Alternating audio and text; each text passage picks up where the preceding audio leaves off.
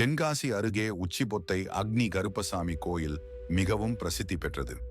இது தமிழ்நாட்டின் முக்கிய கருப்பசாமி கோயில்களில் ஒன்றாகும்.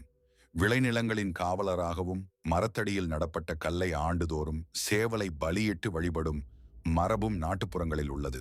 மற்றும் தமிழகமெங்கும் பெரிய கருப்பசாமி, மழுவேந்தி கருப்பசாமி, மீனமலை கருப்பசாமி, முன்னோடை கருப்பசாமி, நொண்டி கருப்பசாமி, ஒண்டி கருப்பசாமி, கொம்படி கருப்பசாமி, வாடிப்பட்டி ஸ்ரீ கருப்பசாமி, கோட்டை வாசல் கருப்பசாமி, அச்சன் கோவில் கருப்பசாமி, சந்தன கருப்பசாமி, வில்வமரத்து கருப்பராயம், பொந்துபுலி கருப்பசாமி, வண்ண கருப்பசாமி, சோனை கருப்பசாமி, கோட்டைமலை கருப்பசாமி, கிளிக்கூண்டு கருப்பசாமி, வானரமுட்டி கருப்பசாமி, ஆவியூர் மார்நாட்டு கருப்பசாமி, ஆவியூர் நொண்டி கருப்பசாமி, முத்து கருப்பசாமி, ரெட்ட கருப்பசாமி, மதலை கருப்பசாமி, மாசி பெரிய கருப்பசாமி, கொல்லிமலை, கொக்குவெட்டி கருப்பசாமி என்ற அனைத்து இடங்களிலும் கருப்பசாமி வழிபாடு வலிமையாக நடைபெற்று வருகிறது.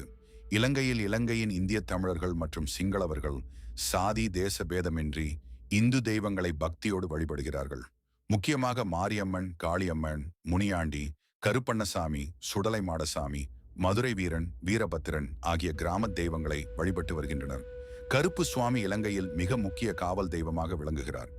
தீய சக்திகளை அழிக்கவும், நோய்களை அகற்றவும், பிள்ளை பெற ஆசைப்படுபவர்களுக்கு அருளும் தெய்வமாக கருதப்படுகிறார். ஐயப்ப பக்தர்கள் 18ஆம் கருப்பு சுவாமியை காவல் தெய்வமாக வணங்குவதுடன் மண்டல பூஜை என்று அழைக்கப்படும் சிறப்பு பூஜைகளை நடத்துகிறார்கள். சபரிமலை கோயிலில் உள்ள கரிமலை சங்கிலி கருப்பு சுவாமி கோபுரத்தில் இருப்பதாகவும் நம்பப்படுகிறது.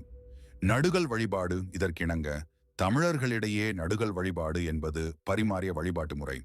தங்கள் முன்னோர்கள் அல்லது காவல் தெய்வமாக கல்லை நிறுவி வழிபடுவது பாரம்பரியமாக இருந்து வருகிறது.